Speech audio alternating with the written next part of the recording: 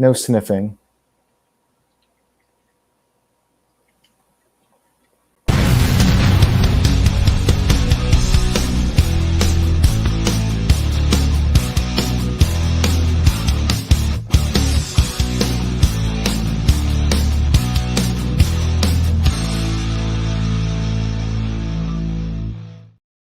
Welcome back, NoDQ Galaxy, to a brand new edition of the NoDQ review number 278. Back on a Sunday night at 8 p.m. Eastern. I am Virtue, the moderator, being joined by this week's elite panel of the review. Aaron is here, of course. Walter Cruz, the reliable one. Big G, who is happy to be here. And TJS, greater than certain people, is on the panel because he reaches out to me, the moderator. Me, not Aaron Rift. Me, this is my show, my baby. And yeah, sure, I talk with Aaron about who can be on the show, who should be on the show. But reaching out to me shows a sign of respect. And TJS, you are here this evening because of it. Gentlemen, what's going on, everybody? TJS, I will start with you. Ooh, this is some spicy topics we got. I'm excited to talk about this. Things are heating up as we head into Wrestlemania, so I'm ready. I'm ready to talk about it. We got two people on this panel that are attending WrestleMania, so it's going to be interesting to hear their thoughts. We got some build-up topics, so looking forward to talking about it. Thanks for having me. Well, stay tuned. I'll be back to you shortly. Big G, what's going on? He was panicking because I don't do group chats anymore. He's like, what are the topics? But like sign of respect, he reached out to me and asked, and I delivered. Big G, Yes, what's going on? I'm doing pretty good. Had a long work week. I'm off the next couple of days and getting ready for WrestleMania here in the next 3 weeks almost. So, yep, you're gonna be there. You're gonna be there, and The Rock will be there. I'll be there. Wrestling. How about that? Never thought it would happen, but here we are. Yeah. I'm still eating crow after a year. Not only is it gonna happen, he's gonna basically be wrestling two WrestleManias in a row because we got to get Rock and Roman in the future. So more bang for your buck. Shortly, Walter, the reliable one, what's going on? You're on every episode now, and that's fine with me. What's up? What's up? Good to see everyone. Good to be seen. Yeah. Looks like we're on the road. They're going to put jetpacks and they're going to go full speed ahead on everyone and make everything about WrestleMania. So I guess this week will be a little slow, and then everything else is just going to boost up. So I'm ready to get into it. So stay tuned. We'll be back to you shortly. All right, Aaron Rift, what's going on? Just keeping busy. WrestleMania season continues to heat up. The Rock is on fire with his mic work going on social media, getting everybody talking, getting everybody buzzed for WrestleMania. Loving heel Rock. I'm so happy he's back. Fans should really appreciate every moment that we have The Rock on television because it's not going to last. He's got other projects. He's going to be gone after WrestleMania.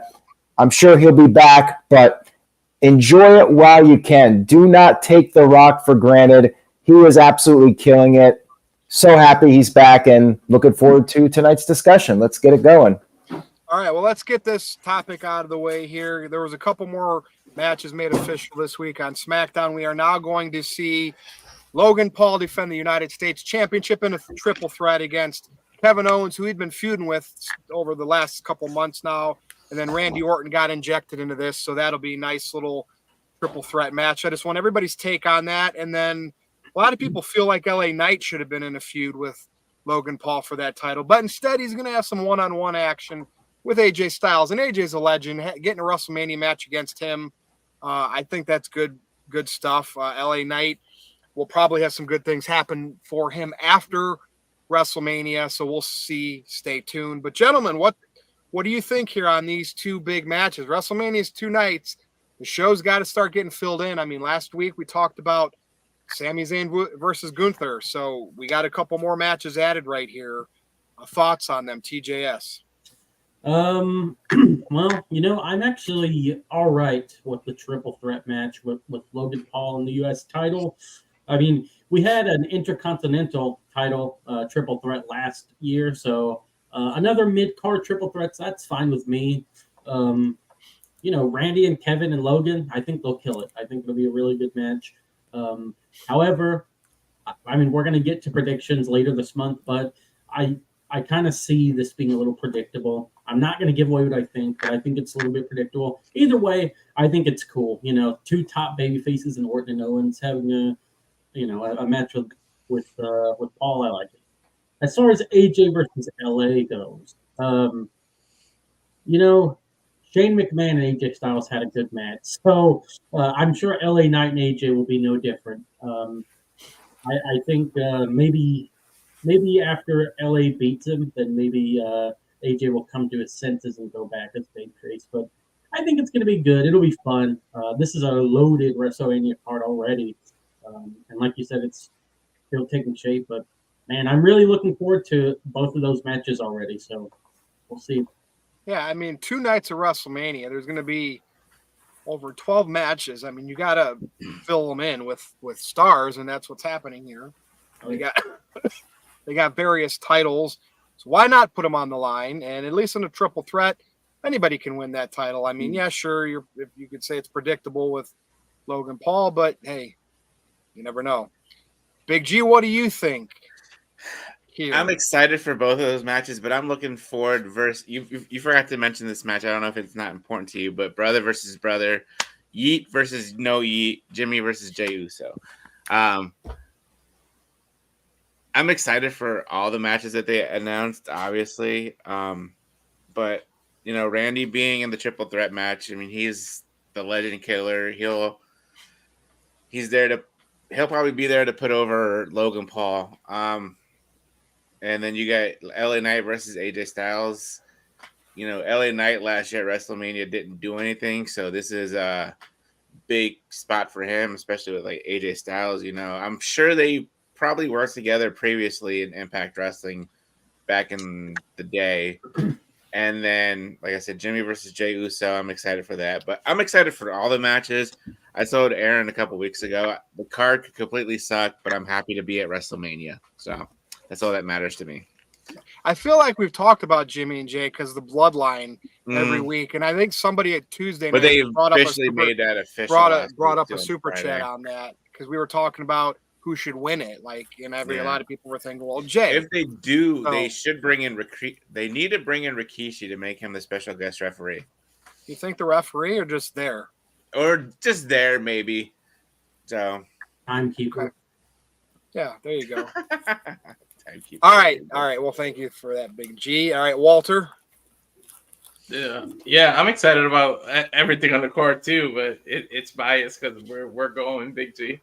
But I think this is a good match, and I think it was perfectly set up as a triple threat because triple threats are no DQ, no pun intended, but they're no disqualification, and so Logan Paul you can have him win shenanigans or not, and you can't get mad. Like it's not a cheap DQ kind of win to keep the title. He can actually win via shenanigans, and it won't matter because it's a triple threat. So I think that's why it was set up.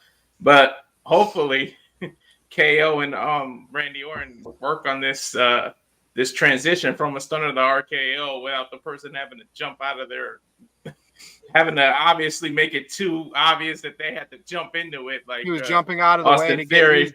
He was jumping to try to get out of the RKO. He explained that. Yeah. So, hopefully they make it smoother, and I feel like Logan will. That move will look cool when Logan gets hit by it. Logan's been, people can hate on him, say what they want, but this dude's been firing on all cylinders.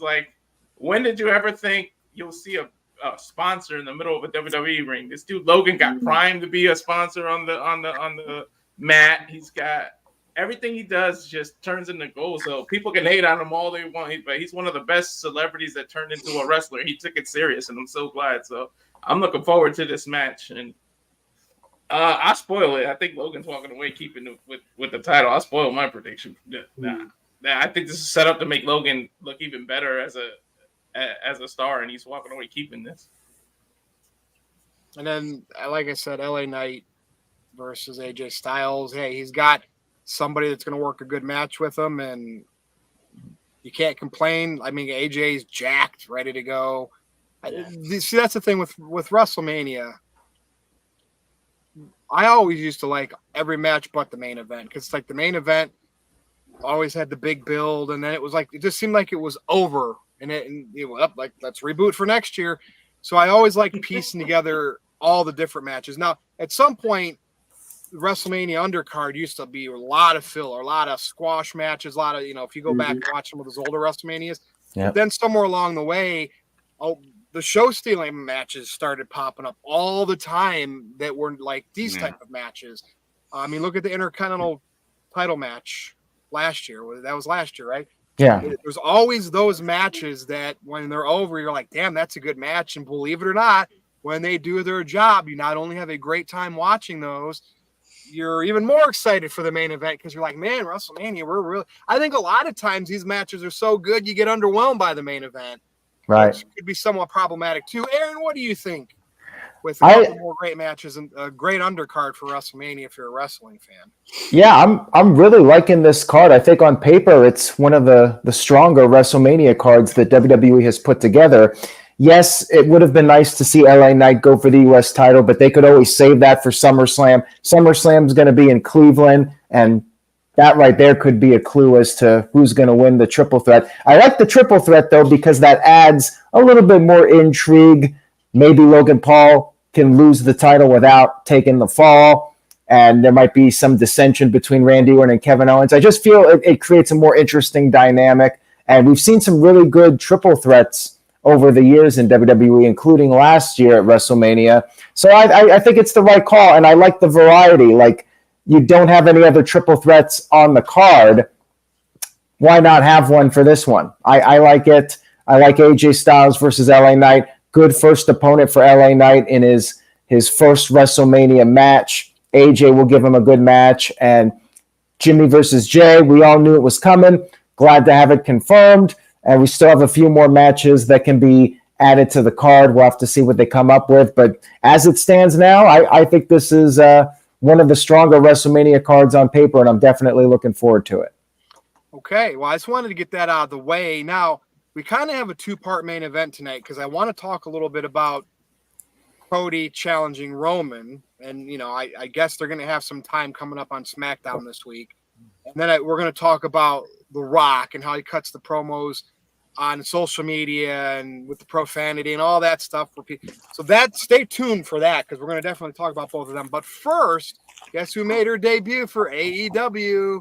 And that was Mercedes Mone. Now, she left WWE for whatever reason. She wasn't happy. She was a tag team champion.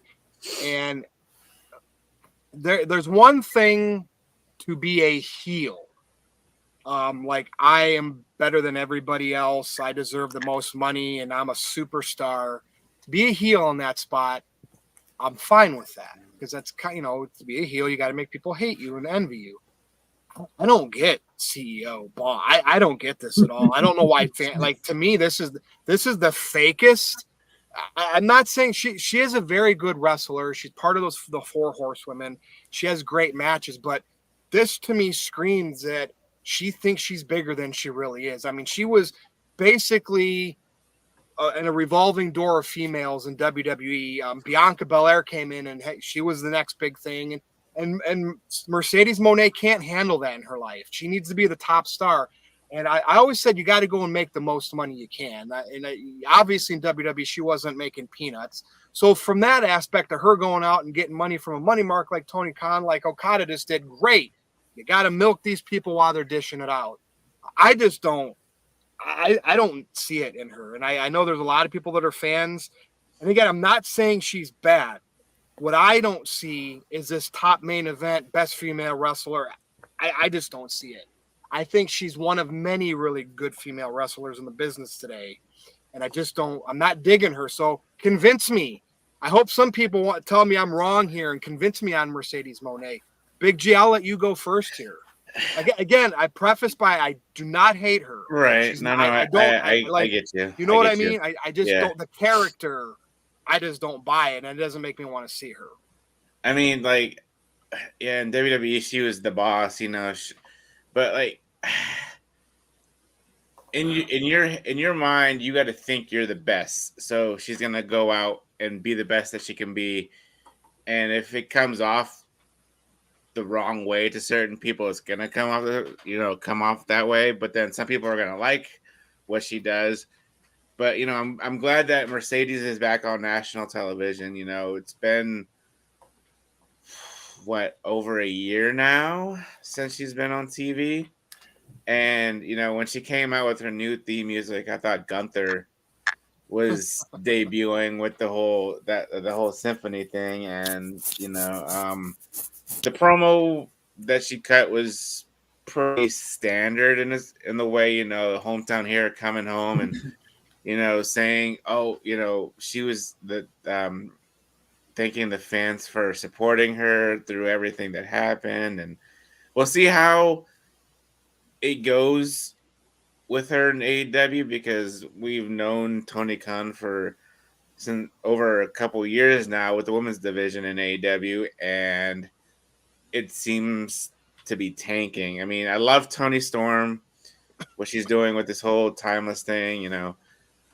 Britt, she'll be back when she's back after her injury, but I feel like the women's division in AEW isn't the best right now, and hopefully Mercedes can bring that spark to the women's division in AEW and hopefully do something, because then eventually, if she's not going to like what's going on in AEW, she's going to get frustrated, but hopefully she doesn't walk out of AEW, because then that's just going to even have a worse situation with her with, companies here in the US, and then where she's going to, eventually she will go back to WWE. I'm sure she wants to do her thing in AEW, just like Edge wanted to do his thing in AEW, and look what he's doing. But I'm happy for Mercedes. She's, like I said, she's back on national television, and we'll see where she goes from here. Now, Big G, what it is like they want to be the big fish in the small pond. They want to be the big fish in the big pond. But then when there's other big fish around, Cody did it. And look where he is now. And in less than 2 months, he's probably going to be the main biggest champion in all of wrestling, most likely. Yeah.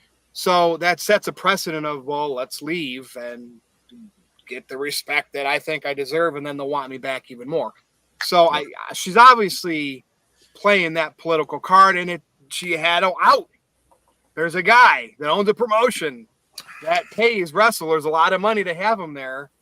And he's even lost money on like a CM Punk and still dishes it out. So, like I said, I don't falter from that aspect. I do falter, and I have since day one, for walking out on her fans instead of leaving the right way, because, she could have ruled it out and then lost titles and then left, not renewed a contract. But, it is what it is. And, Walter, what do you think here in this situation? You were there, right? Yeah. Were you CEO on that? Were you like CEO? CEO? Oh, yeah. In the moment. Yeah, she, in her mind, Bianca isn't the EST. She is.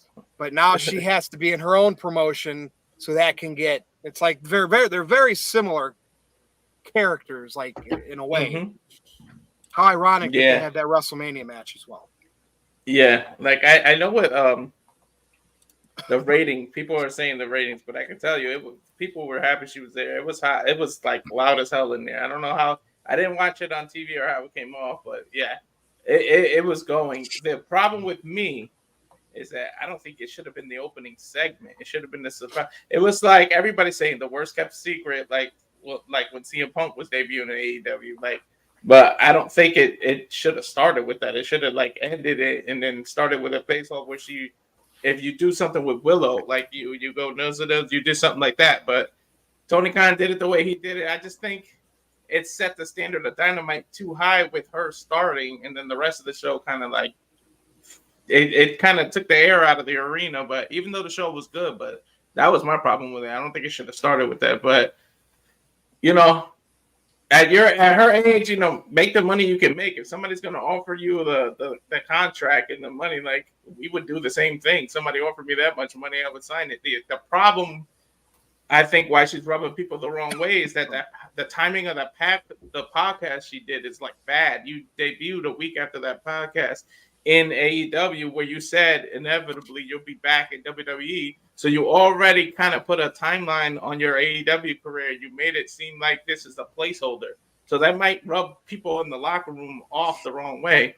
On top of that, the amount of money she made is going to rub other people the wrong way. There's haters are going to hate. There's always going to be somebody that should all be confidential. Nobody should know how any of these wrestlers make. Like that's old school. I can't believe. And maybe that's all a work to build like these importance of these wrestlers up. Maybe Tony Khan wants that out there. But like I can't believe that news leaks. That is awful. Like wrestlers don't want to know that.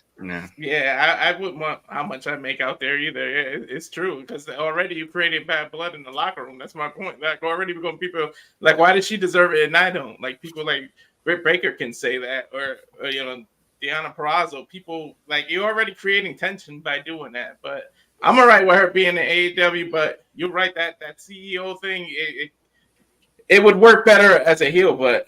Who the hell's gonna boo a debut like when you first come in unless she just did something heelish right then and there, like beat up Willow instead of rescuing her, or she did something off the wall to cause you to boo her. Like it's Boston. They knew that they were gonna get the pop, so she got to lean into a face character. But maybe a heel turn is coming eventually because I do think for one she does work better as a heel. I liked her heel work and everything better than her face work. So she's like one of those natural heels. Especially if you're going to be conceited and cocky and call yourself CEO and talk about money and bank. That's a heelish thing to do.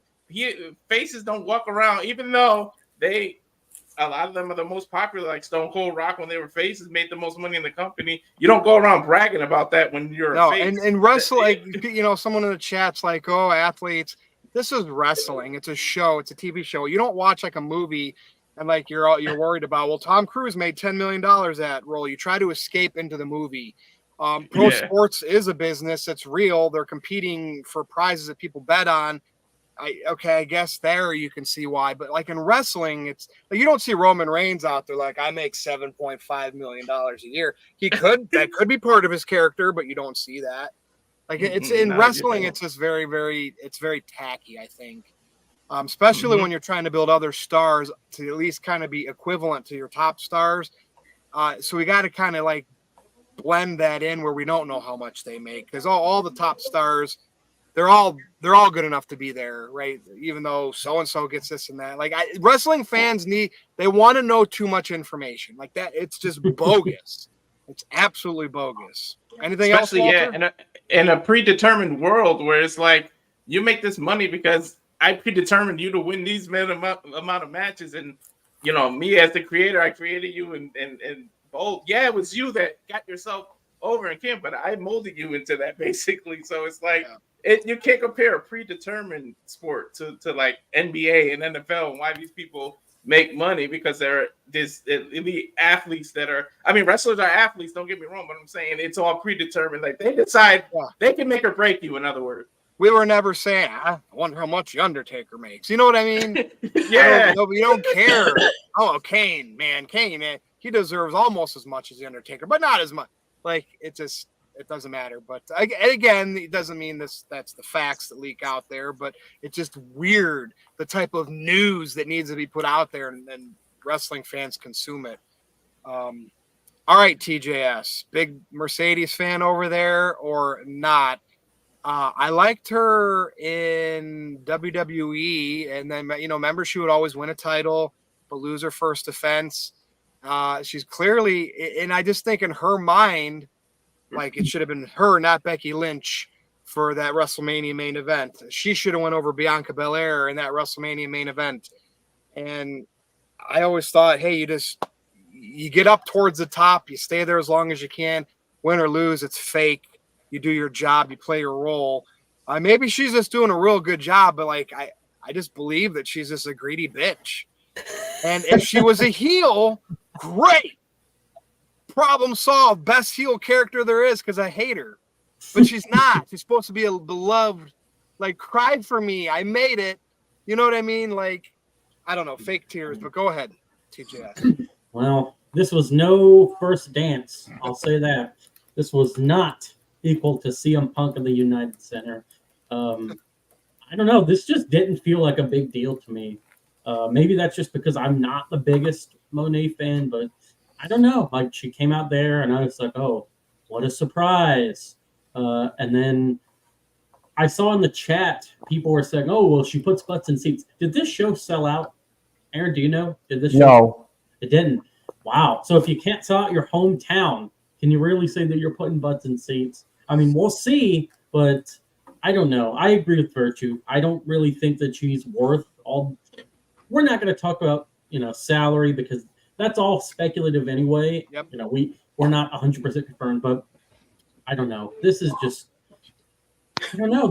Hey TJ, I took a picture and showed Aaron. Literally I was on the floor. Literally the entire row in front of me was empty. Like literally. Oh, you went. Not one person was sitting. Yeah, I mean, I don't know. The promo was okay, but she can't really say that she loves the fans when, like you guys said, she walked out. And then at the convention or whatever, she was standing like this far away from the fan for the picture. Now that is sad. City by the Bay. But seriously, though, like, and another thing is I don't really trust Tony Khan to book a good women's division. If this was Sasha Banks coming back to WWE, maybe I would feel better about it. But the AEW women's roster has like 1 star, and I think it's Toni Storm, and I guess you can say Mercedes. I'm sure she's going to beat Toni Storm, but I'm not feeling it. I would have liked it more if Sasha Banks came into the Rumble, because I feel like she was treated like a bigger deal there, and I don't really like the CEO nickname. Doesn't really make much sense to me. Yes, I want to bring this up because I was thinking about WWE. Bayley kind of went through a lot of crap, right? Like, hey, other girls got booked ahead of me. I got pushed down, thrown in groups, this or that. Yeah. And Bayley persevered, remained professional, went through all the things they gave her, wins a Royal Rumble, and has a big match at WrestleMania. Yep. And I'm just saying that, to me, kudos to Bayley for sticking, and she deserves. And all you have to do is your job. Never had to leave the company. Never cried about, I don't know. Am I wrong with bringing that up as a good example? No, I'm actually glad that you did, because if you recall, Bayley also busted her ass through the pandemic, and she was out there every single week in front of an empty fan base. And then right before the Rumble, or right before WrestleMania 36, I believe it was, she got hurt and couldn't work WrestleMania that year. So yeah, you're right. She has really stuck it out, and I'm glad that she's finally getting, her recognition. But as far as Mercedes goes, I don't know. I mean, I've always thought that she was the least talented of the 4 horsewomen, and that's a shoot, brother. Like, I don't know. I'm just not feeling it. Maybe we should let it play out, definitely. But yeah, off the, based on just this debut, meh. That's it, meh. Okay. Well, thank you for that, Aaron. All right, so I'll touch on some of the things you guys talked about. First of all, Walter, I'd like to get a word from you real quick. So apparently there are around 9,400 people, almost 10,000 people in the building. Would you say that's accurate? And how many people were in the upper deck area? Like what percentage of the upper deck was filled with people? About 70%. There was a lot of rows empty, man. I'm telling you, I don't think that number's accurate. Like I took pictures and showed you there was a lot of move, like where Mikey T, like I was here and Mikey was like here, and then like 1, 2, 3, like 2, 3 rows above them were like only 2 people sitting, and then in a row, like it was to the point where at one point in the show they were able to move me up 4 rows. Like a guy tapped me on the shoulder and was like, "You want to move up?" And I was like, "Oh yeah," I moved up. Yeah, yeah. Like, the last time I went to an AEW show, I was on the hard side where the camera was, and they asked us if we wanted to move to the other side. That way they could fill up where you are on TV. That way the crowd looks more fuller. I was like, yeah, okay, whatever. Mm-hmm. And you can see them running around with the long hard camera to different spots, just trying to catch where most of the fans were to not show the emptiness on the TV. I could see the little tricks they were doing. Yeah, I mean, it was still a good crowd, better than what they've been doing. I do attribute some of that to Mercedes and fans wanting to see her debut. As far as the television numbers go, she didn't really make much of a difference. She had about 1 million viewers for her debut, but AEW quite often gets around 1 million at the start of the show because they have the Big Bang Theory lead-in. The real big story from the numbers was just how poorly the main event did. They gave the women the main event spot, and it had like 625,000 viewers. It fell off really far from the beginning of the show. Now, what does that tell you? We do have a few super chats here which tie into this. First of all, shout out to Marshall. And Marshall, I'll get to your other super chat in just a minute. He says, Tony Khan doesn't know how to book a wrestling company.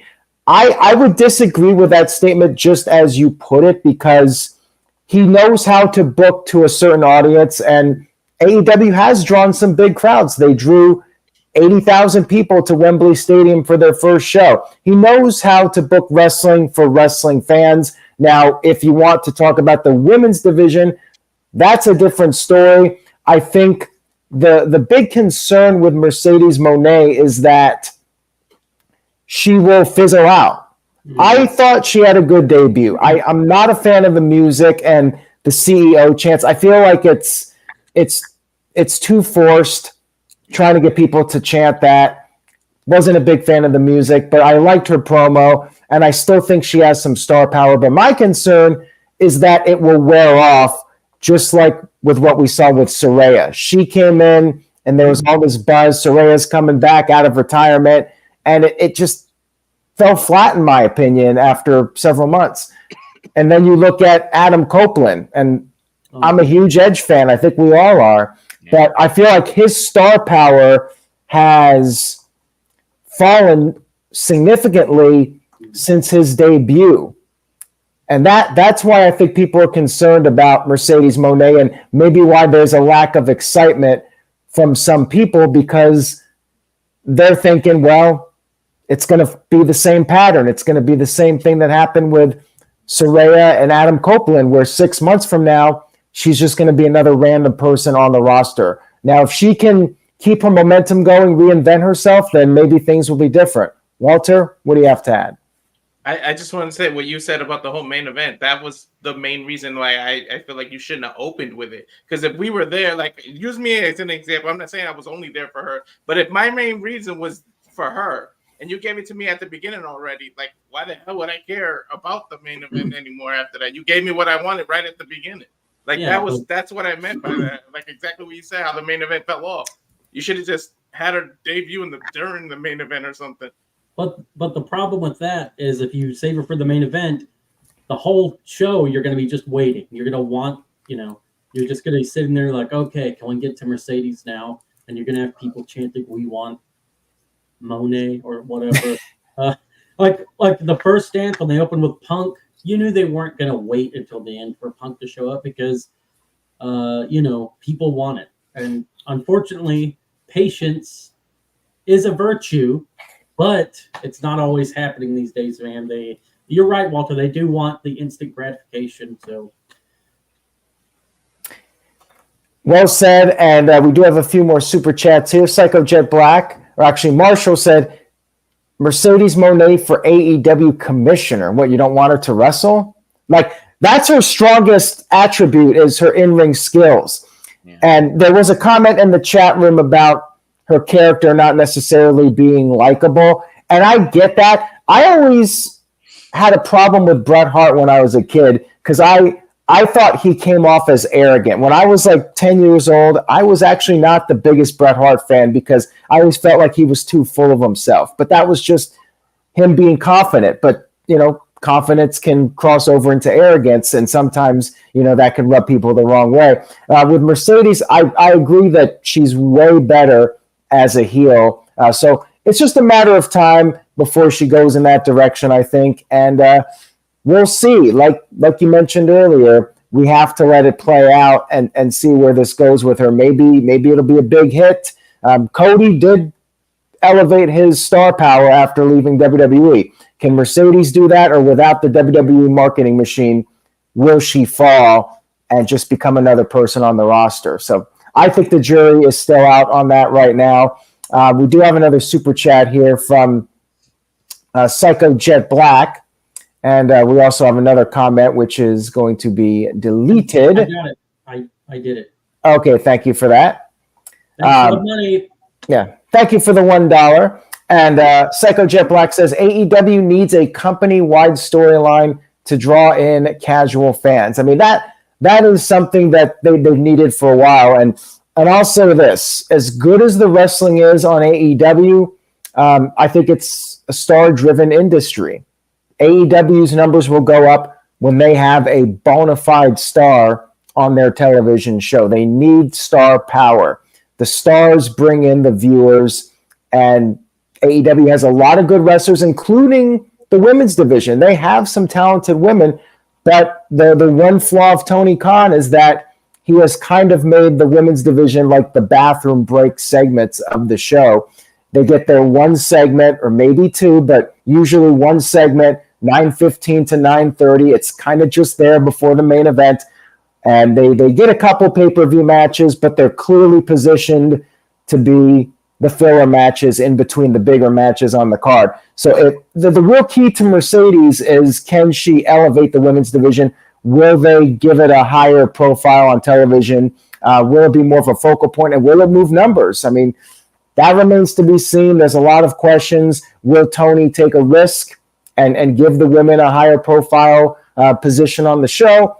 Or is he just going to give Mercedes that segment? It'll be the Mercedes and Tony Storm show, and the other women will just be afterthoughts. Like, I hope Mercedes will be a success and the women's division will be elevated in AEW. But I absolutely understand the fans that are concerned, and because they've seen what happened in the past, they're not really feeling this Mercedes run so far. They gotta be convinced that this is going to be worth the time and investment in. So we'll see.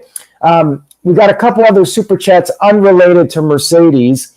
We're back to WrestleMania here, I guess. Marshall sent in a $10 super chat. Thank you, Marshall. There's the thumbs up for you. Marshall said Rikishi needs to be the special referee for the Jimmy Uso versus Jey Uso match. Reunite the Usos and then Rock as a heel is fun in 2024, but still thinks The Rock helps Cody Rhodes win at WrestleMania. So just thumbs up or thumbs down. Rikishi as the referee. What do you guys think? Thumbs down? I'm seeing thumbs down. Yeah. I agree with that. I would like to see him appear at some point, but I just want to see the Usos hash things out and settle their score. So City of brotherly love, so they'll probably hug you down. Yeah. Thank you for that, Marshall. And love. Yeah, right. Wrestling's biggest fan sent in a $5 super chat. Thank you for that. Says, if you were going to write in Gunther to the main card, how and who would he feud with and the show rocks? So we're talking about like a world title feud or something for Gunther. I mean, I mentioned before, I think he should be at Bash in Berlin in the main event spot, going for the world title, probably the Raw world title. Maybe he goes for the SmackDown world title, but I would build him up for that, have him drop the IC title, and then go on to Bash in Berlin. TJS, anything you want to add to that? Just a thumbs up. I agree. Anybody else have an opinion on that, on Gunther? Push him, push Braun Breaker, push LA Knight. Let's do it. Let's get some main event people in there that aren't main event people yet. I'm still holding out hope for Gunther versus Lesnar. I really want.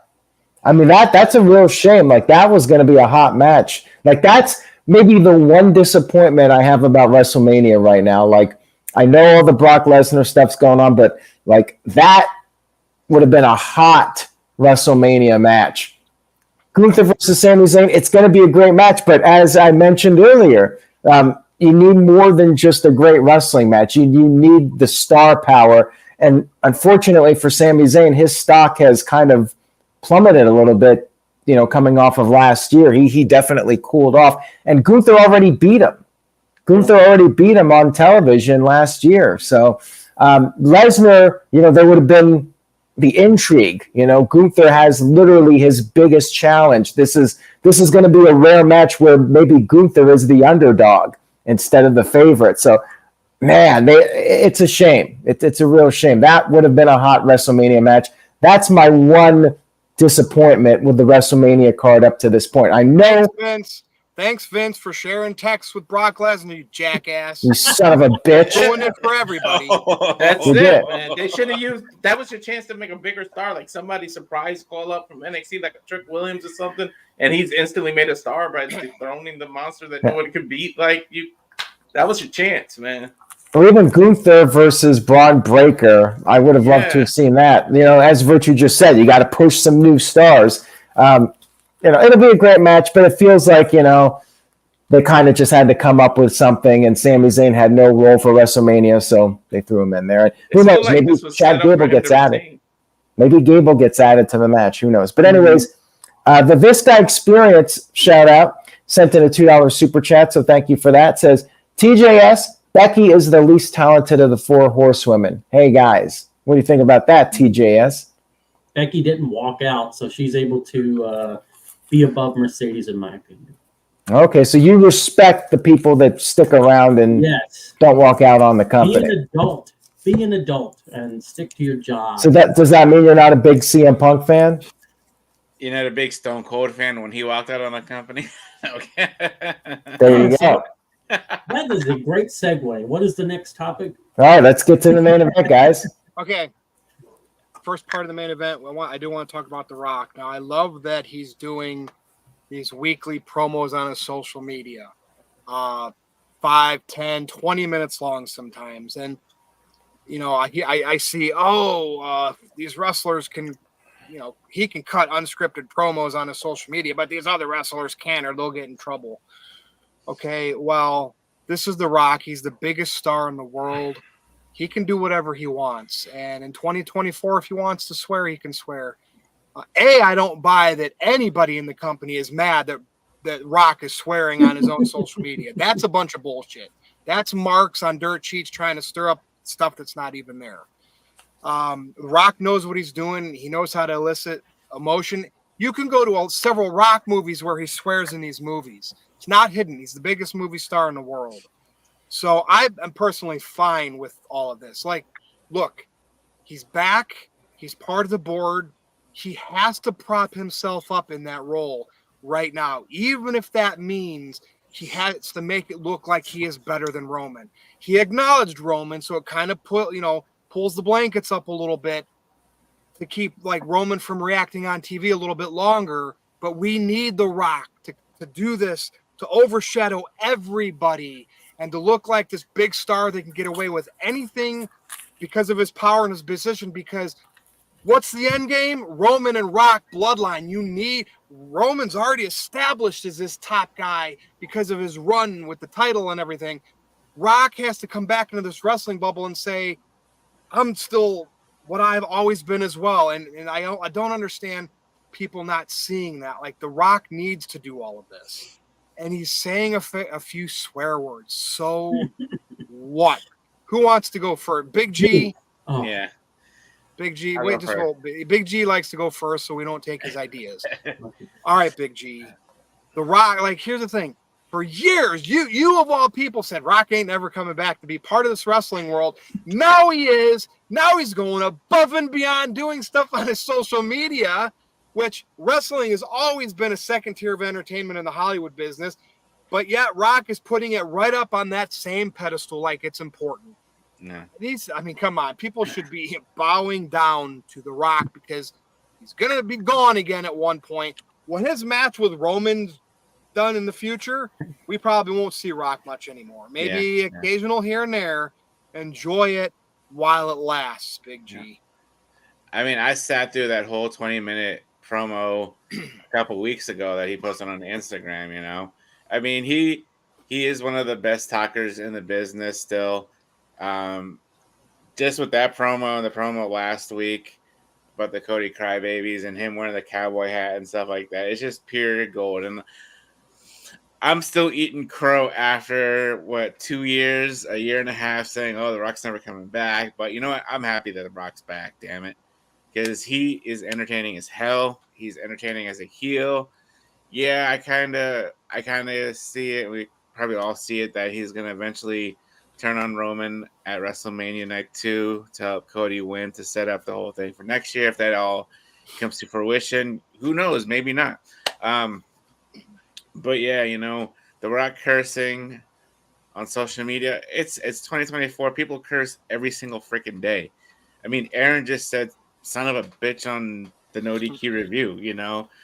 Are people gonna start canceling Aaron Riff now because he said "son of a bitch"? And he's doing it on his social media. He's not doing it on WWE programs. Yeah, and on WWE, even on WWE, they curse.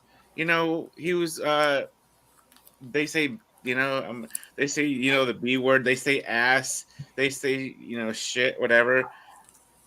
But then what I really don't, it's like this is going off topic too a little bit, but when the crowd chants holy shit on live TV and they black it out or they bleep it's just it out on Fox, I think, because it's not. Once they're done with Fox, we shouldn't have those problems anymore. Right? Yeah. It's 2024. People, get over yourselves. Get over yourselves. I'm sure the people who are complaining about it curse too.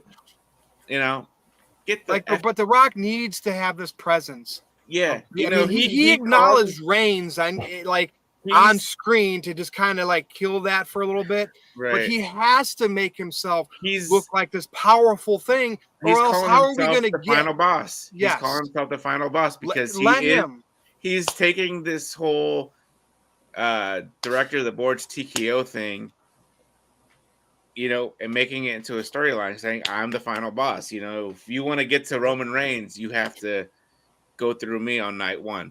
So. I said, I'm happy I'm glad The Rock is back. I'm eating crow. So all right, we'll be back to you, Big G, because we're going to talk about the whole Roman Cody match getting properly built. TJS, go ahead.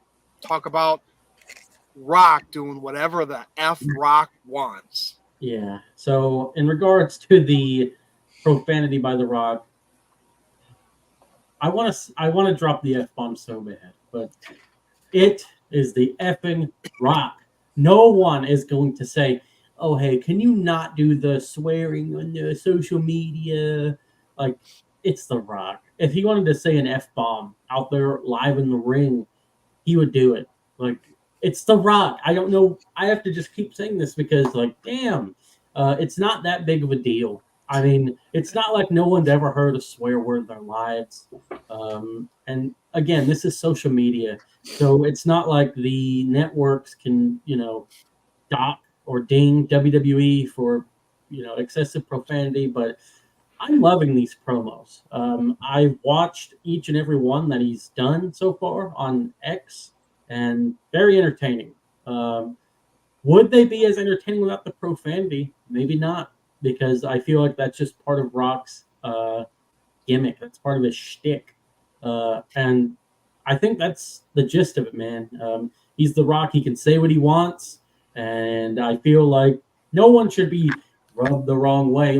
I agree with you, Virtue. There's no way someone backstage is like, why does The Rock get to say cuss words? It could be someone buried on the card that just has nothing but bad dirt to make up for an agenda. I'm not saying that doesn't happen, but if that is the case, then I have one piece of advice. When you're as big of a star as The Rock, then they'll let you do whatever you want. So work your way up. And TJS, there's people in the chat The Rock's on TV too much. His segments are too long. Even more. Yeah, okay. My dad and I are watching SmackDown, and then when the Rock segment's over, we're like, oh, yeah. What else is on? I told Caitlin when we were watching that Rock concert, as soon as it was over, I'm like, well, the best part SmackDown is over. We might as well turn off the TV. Playing on the phone. And, yes, your other stars are supposed to have TV time and blah, blah, blah. But there's a reason why The Rock gets to overrun whenever he wants, because people tune in, people care. That's how it is. 8 sellouts in a row, Virtue. 8 sellouts in a row. They've sold out TV 8 weeks in a row.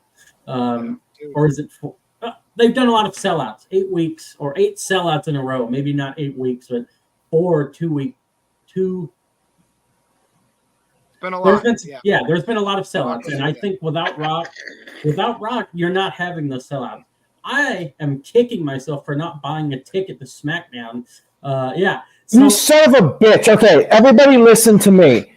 If you ask me about a WWE show and I give you advice on what to do, please take the advice. TJS asked me weeks ago if he should go to SmackDown in Memphis because he's never seen The Rock in person before. And I told him, if you got the money and you want to go, do it, because that show will probably sell out with The Rock on the card, and you're going to miss out. He may never show up in Memphis again. The man is very busy. And TJS did not listen to me. He did not buy a ticket, and by the time he even thought about it, the show sold out. Yeah, so TJS, listen to me next time. I will, yeah. Now, TGS, like, you know, The Rock, he does things a little bit differently now. He played the Rock concert safe.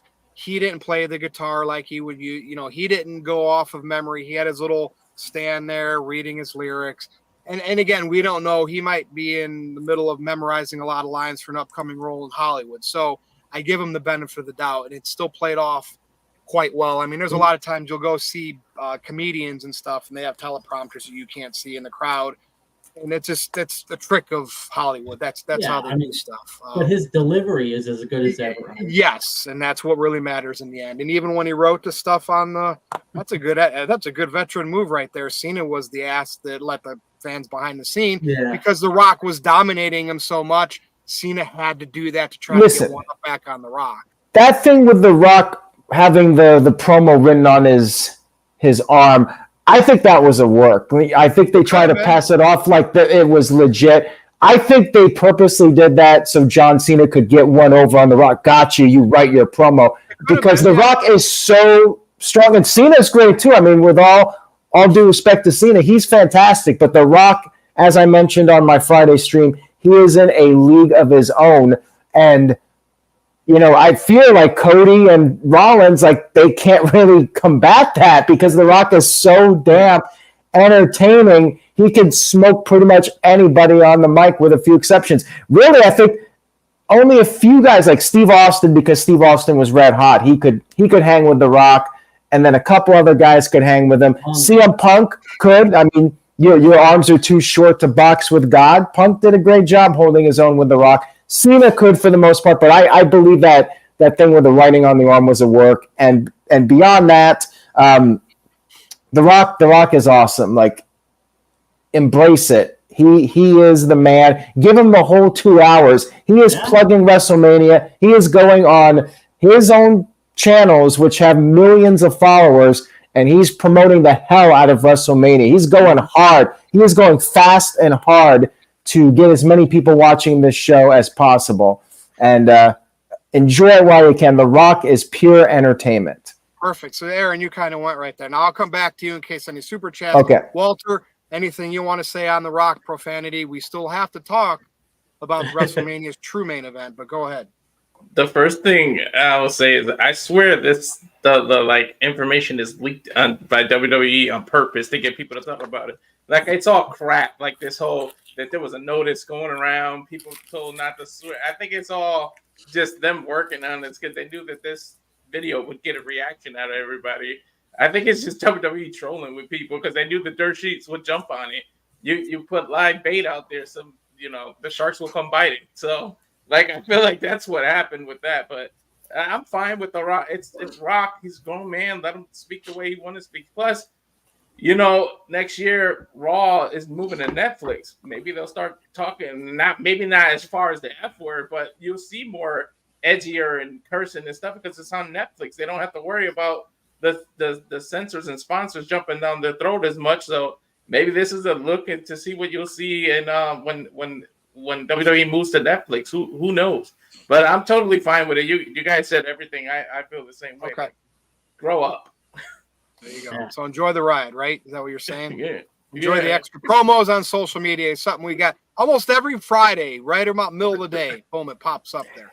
Aaron, anything else you want to add to this? Super chats came in. I got a few other things I want to say about The Rock, and I feel like these Friday promos are done just as like a little test to gauge like what people react to in the promo, and then he goes out there in TV and utilizes what people liked about his promo, like when he was making fun of Cody and the whole mama thing. I think because everybody popped big on social media, he's like, all right, I'm going to use the mama line on SmackDown.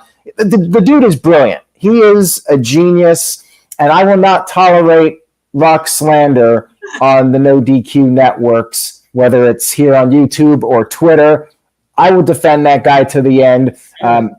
Yes. What about his little Moana line at the end? How he twisted I it, love that. where he said, "Mama Rhodes," and then he got real dark and said, "What can I say except you're welcome?" Did you get that reference, Aaron? I did not, but I thought it was very entertaining, everything he did on that show. It's from a Disney movie that he did. So he made it kind of like sadistic. So apparently some people are upset that he's using profanity because he does all the Disney stuff in the kids' movies. Like, it's wrestling, and hearing the F word is not going to corrupt you for life. Like, let him throw out the F bombs. It's fun. Wrestling's fun. Now, as far as the alleged reactions to it from people in WWE, here's my take on it. I think my gut feeling is most wrestlers don't have a problem with it because The Rock is bringing in more eyeballs to the show, and he's doing business, and that's what's important. They're professionals. Now, I can understand maybe some that are creatively frustrated with their roles. They could be like, this guy can go out there and use profanity, and we can't, and we're handcuffed because of that. And I get that, but at the same time, The Rock is drawing people in for WrestleMania. I mean, WrestleMania was probably going to be the most viewed event in WWE history, but I think he's going to be taking it to a next level. Like, I think this is legitimately going to be, by quite a margin, the largest WrestleMania of all time as far as viewership goes. And you look at last year and this year, they've just upped the ante so more with The Rock's involvement. Like, he's really elevated everything going into WrestleMania. And, those wrestlers that are upset, if that story is true, they got to get over it and let it go. And I do hope that with the Netflix move and WWE leaving Fox, then maybe it will open the door. Like, if MJF ever goes to WWE, I hope he can continue to throw out the S word or, use a little bit of profanity, because that's what brought him to the dance. And he's really good at it. He's very good at it. And, people want the edgy MJF, whether it's in AEW or WWE. So if he ever ends up in WWE one day, I hope they'll let him go out there. And, I'm really wanting to see The Rock be able to go out there and say what he wants, That's entertaining. The Rock is so good. He's the highest paid actor in the world, and I think for good reason, because he nails every performance, like his delivery. Everything, every little thing he says resonates with people. I love the guy, and he's been a big asset to the company. Enjoy it while you can. Anyways, we do have a couple super chats here. Chunky sent in a $2 super chat, says, "F the Cody crybabies," and I presume it's an F. Could be screw the Cody crybabies, but I think we know where he's going with that one. And I think Virtue would agree with that super chat. And Tiger sent in a €2 super chat, says, "I'd like to know which jabronis whined to the dirt sheets." I mean, it could be anybody. It could have been one person and trying to claim like a whole bunch of people are upset, Could be any number of people. Who knows? It's all gossip. But I'll tell you what, The Rock probably loves it. He wants these headlines out there. Oh, yeah, some people are mad about this. Like, it's just more buzz for WrestleMania. It's getting more people talking. Walter? I'm telling you, it's leaked on purpose because they know what's going to happen. I'm telling you. It's like Paul Heyman. They're feeding the sharks. I'm telling you. Yeah, you could be right on that one. And This Guy Experience sent in a $2 super chat. He says, "The Rock was part of the Attitude Era. Priest cashing in? No." I think that's what he meant. Priest, if he cashes in, he's doing it with Seth Rollins. That's just my opinion. That's what I think is going to happen. And Rock was, big part of the Attitude Era. One of the reasons that wrestlers are able to make the livings they're making today. Stone Cold and The Rock brought in record viewership that we may never see again. But Rock is bringing those numbers up. He's bringing in a lot of eyeballs to WWE. You got to respect that. Okay. Ready for part 2 of the main event? Let's do it. Fans getting upset when I see social media here. that the lack of Cody and Roman Reigns build up. Now, I guess they're going to have some time to confront each other on SmackDown here, so I'm sure they're going to ramp that up. Maybe because on January 1st, before Cody even won the Royal Rumble, WWE is like, yeah, we're going to have Rock and Roman WrestleMania as our headline this year. And it wasn't supposed to be Cody winning it again and getting a second shot. Like, and they're probably just trying to figure out how to get through this whole thing. So what's everybody's thoughts here? I personally don't care. Like, hype it up the couple of weeks leading into it. We saw this last year. We had the whole hype going into WrestleMania last year. This is just round 2. To me, like, what hype are you going to get? You need Cody out there with a couple extra crocodile tears so you can really get behind that story that he could finish. I understand. I don't. What do you want? Like, does Cody need to be standing in front of Roman and on your TV set? TJS, go first on this one. Yes. I don't like. I want Roman on the TV as much as possible, but like I said earlier tonight, The Rock needs to make himself feel on Roman's level, if not higher. So that's the true story that needs built up. So if Roman needs to take a semi-back seat right now, I don't care. Like, we're going to see Roman. Think about it. There's going to be that time, TJS, where he looks at The Rock and he's like, final boss. But anyway, yeah, people crying like, we need more TV time. We need more Cody, Cody Roman. So, he won the Rumble. He's going for round 2 this year where he will finish his story. And we need to see it every Friday night. Well, again, yeah, I want to say again, this is The Rock. We need The Rock. Exactly what you said, Virtue. We saw the exact match last year, Cody versus Roman. What buildup do you want? He's done nothing but be like, oh, finish the story, blah, blah, blah, blah, blah, blah, blah. And yeah, I'm good with what we're getting. But I will say, they got to do something with Cody because, like, he's looking kind of like a wimp. I'm not the biggest Cody fan, but I don't know who would want to cheer for someone that cries on TV. I know one person who's going to cheer for him. Yeah, I mean, you got to think about it. Like, when did you ever see Stone Cold Steve Austin cry on TV, or who's another top guy? Cena. I don't think he ever. Yeah, when did Undertaker cry on TV? Like, this is crazy. And the thing is, The Rock is a heel, and we're not supposed to be agreeing with what he's saying, but he's making good points. Like, when he said, oh, I can't give the title to my daddy, so I'm going to give it to my mama. Like, big pop. Because he is just, like, destroying Cody. And I feel like Cody's coming off a lot less cool than he was last year. Aaron? Yeah, TJS, I just wanted to add to that. I mentioned this to Virtue. I think that The Rock represents the alpha males. The Rock's coming out there. He's all cool. And this could backfire on WWE. Like, would not shock me if it did. But I think the idea is that Cody represents the majority of the fan base. They have emotions and, they cry when things don't go their way. The Rock is a manly man. He is an alpha male. And, The Rock is going to appeal to, like, the UFC audience. Cody represents, the core wrestling fan base. So they're really trying to create 2 different fan bases here. And, I think that'll make for more heat at WrestleMania. Cody might get some boos from some of the male fans. Go ahead, TJS. I'm sorry, Aaron. I just don't understand why you'd want to cheer somebody that's crying. Like, I don't get it. Because you don't have emotions. You gotta be a guy that can open up and have emotion and show that that you're not afraid to cry in front of the world. Well, so I guess this is just more complex than what I was thinking. Like, oh boy, but you guys see what I'm saying? Like, you want to cheer for, like, the badass, like Stone Cold Steve Austin. You were always cheering that guy was going to whoop somebody's ass. He was not going to cry. This gives me flashbacks to when the Big Show was crying all the time. Like, is that what's going to happen here? We're going to have Cody come out there and, like, don't rule out a backlash. So far in WWE, it hasn't happened. Like, Cody has been crying, and he seems to be getting more and more fan support.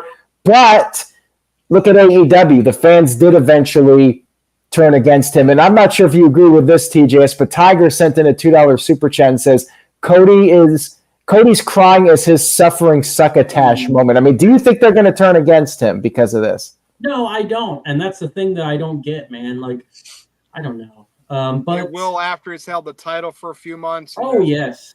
Definitely. So that's when it's going to really tell. Yeah. But I don't know, man. Like, they need to give Cody an edge, I think. And slapping Rock was okay, but I want to see Cody snap, like go crazy.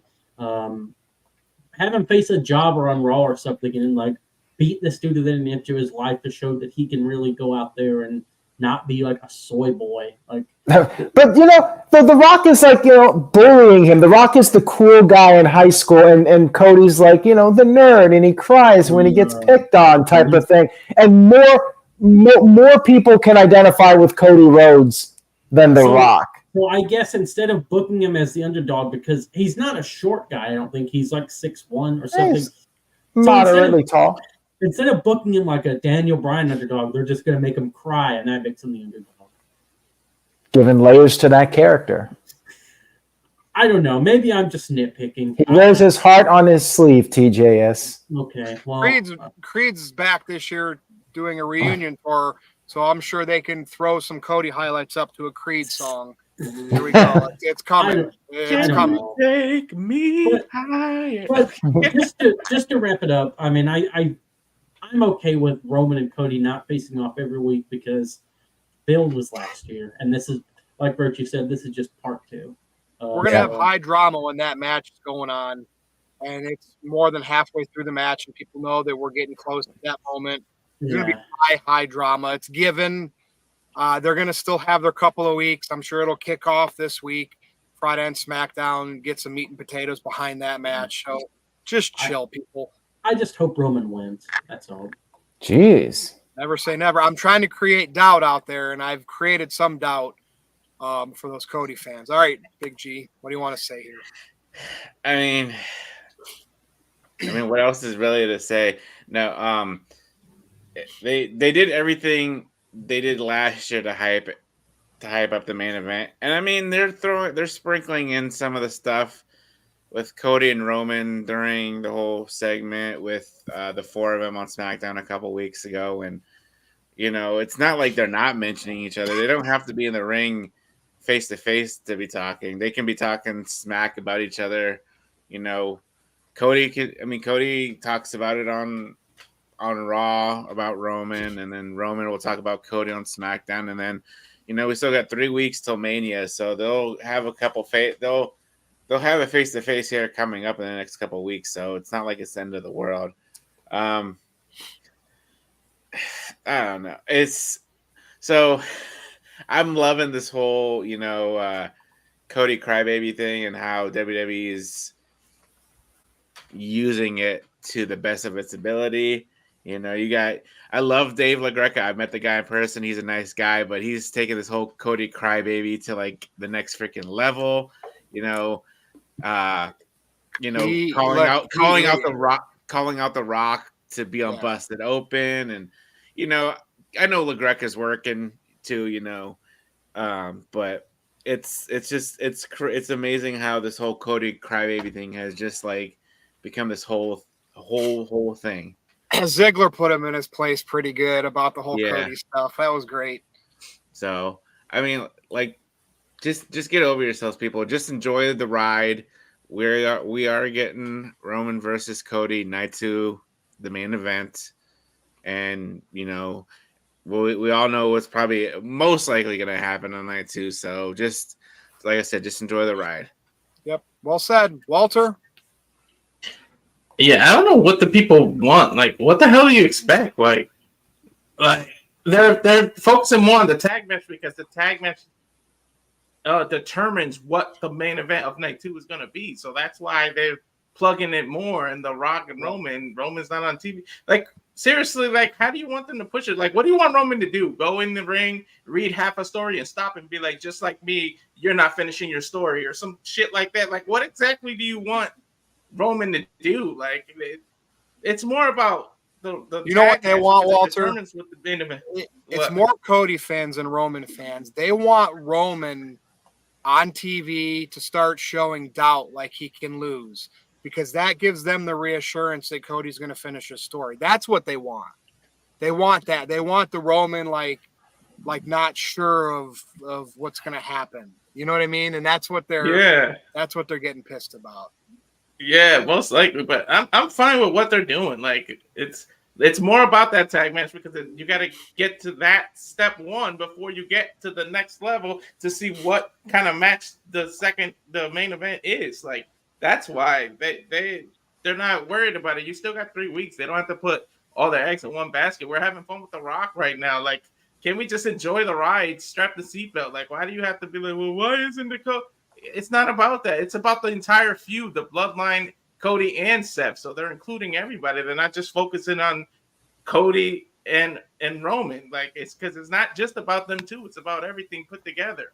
So they're doing fine. It's just no matter what they do, people are gonna bitch, moan, and cry. So it doesn't matter what they do. No pun intended with The Rock there, but it doesn't matter what they do. Like it doesn't. Maybe Roman will give us a nice fake cry on SmackDown making fun of Cody. That would be great. That would be a nice tribute to my little thing I used to do. All right, Aaron, anything else you want to say? All right. Not much else, but I do have a couple of super chats here, so I'll read those off before we wrap things up here.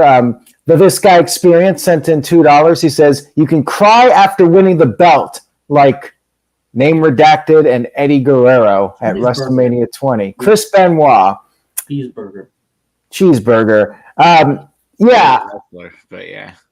I mean, yeah, you can cry after winning the belt. Shawn Michaels got a little emotional when he won the title. I'm sure Cody will. Believe me, if you think Cody is crying too much now, just wait till he gets that title. He's going to be out there, this is for you, Dusty, and he's going to be all choked up, you know. So it's just the way Cody is, and, you know, I don't think we're going to see fans fully turn against him. Chunky thinks that it could happen. If Cody keeps being too emotional, people are going to turn on him. Again, I think that a good portion of WWE's fan base, like they identify with Cody. They've probably been bullied, you know, by the alpha male making fun of them and say, oh, are you crying? Are you got a tear in your eye? You know, that a lot of people have probably been in that position that Cody is in with the, you know, getting picked on by the cool guy in school. Walter?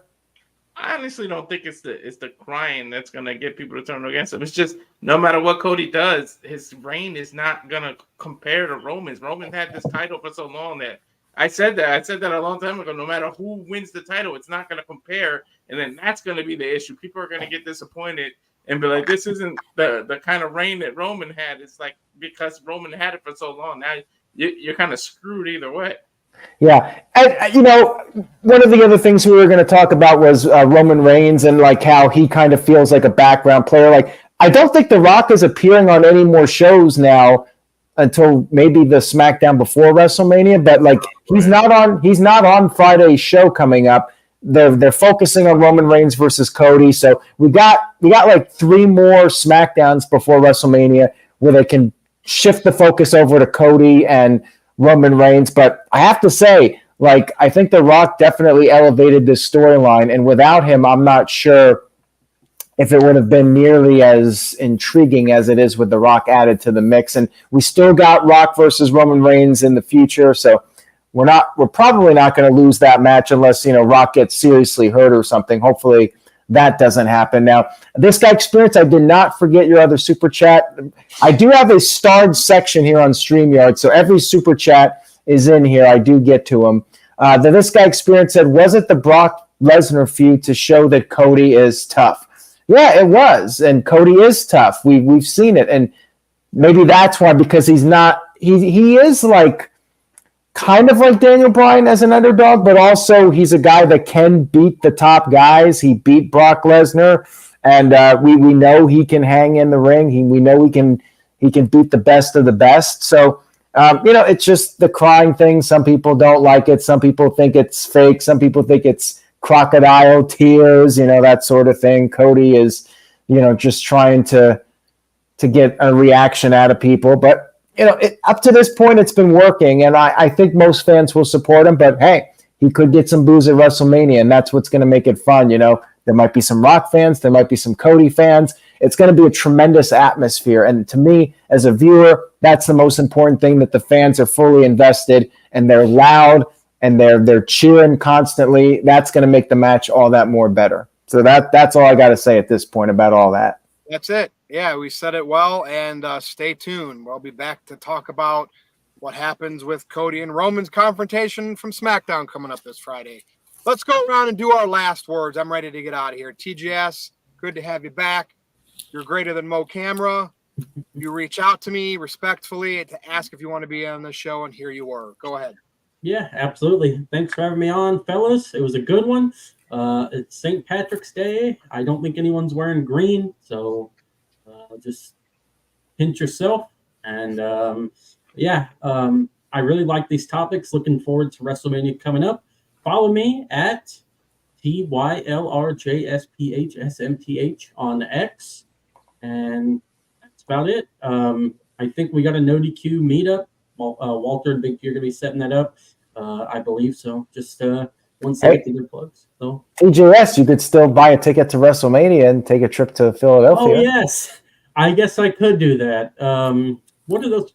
The prices are like $6,000 for what the No. cheapest ticket? I don't think if Big G paid $6,000, that he is truly a bigger baller than I've been led to believe. Maybe front row. Yeah. I mean, I don't know. If I paid $6,000, my wife would have smacked the shit out of me. No, it's not. You'd be a dead man. You would not be here anymore on the NoDQ review. I'll look at the tickets. All right. Only $200. That ain't bad. There you go. Okay, we got it on camera. TJS said 200 is not bad. So all you got to do, maybe you could take a train, you could take a plane, you could do planes, trains, and automobiles, whatever you got to do to get your ass over to Philadelphia. No, I can pick you up in the airport. My hotel is literally part of the airport. There you go. No excuses. Unlike our good friend Alexander, you have no excuses when it comes to going to WrestleMania 40 in Philadelphia. It'll be my first WrestleMania, so. All right. Big G, go ahead. Yeah. And if you want to throw that lovely graphic up, if you have it. All right, here it is. Yep. There are my social media handles. TikTok at BigBiology1988. I don't know how much longer TikTok's going to be around. Twitter, X at NoDQ_BigBiology, and Instagram, NoDQ_BigBiology1988. Walter, I'll probably talk to you, message you, and I'll start looking at places at like restaurants or whatever, and to see where we can do a meetup. And then I'll make an event on Facebook and send it to Aaron. That way he can throw it out there everywhere too. So, but that is it for the Big Baller. Thanks, Big G. Okay, Walter. Yeah, I'm definitely down with that meetup. But yeah, my socials, you can follow me at Walter Alex Cruz on Twitter, the Cal Fire Farm Instagram, and at the Rage of Wrestling YouTube channel. The next UFC watch along should be UFC 300, which I believe is April 13th. Yeah, the 13th. So that's the next watch along on the UFC. And as always, thanks for having me up here. As always, Mr. Reliable One. All right, Aaron. All right, nothing else to really add other than stay tuned to NoDQ.com for coverage as we get into WrestleMania. And make sure you follow these guys, all great people. Big G, TJS, Walter, Virtue, and Mo Camera. I don't know what his socials are, but he's a good guy, and maybe he'll be on a NoDQ predictions video at some point. And hey, Mo Camera, Virtue doesn't like when you film in your car, so you got to work on that for starters. Anyways, what was that? Oh, nothing. I mean, Aaron, don't you want to put up your 30 whatever days in a row thing? I do, but I also don't have the graphic for some reason. Now, what graphic you got for me? Because you should have a Rock and Roman Reigns one. You should see him. Okay, well, I am streaming for 13 days, but I'll plug it next time. Virtue, here's your graphic with the Rock and Roman Reigns. There you go. There you go. Follow me on X.com if you dare at NoDQ_Virtue. Go to NoDQ.com/merch and get all the NoDQ merch, all the Virtue stuff, and the NoDQ review stuff is up there as well. That's it for the NoDQ Galaxy. For TJS, Big G, Walter, Aaron Rift, Colin, Andrew, and the whole crew, we'll see you again, and we'll do this next time. Good night, everybody.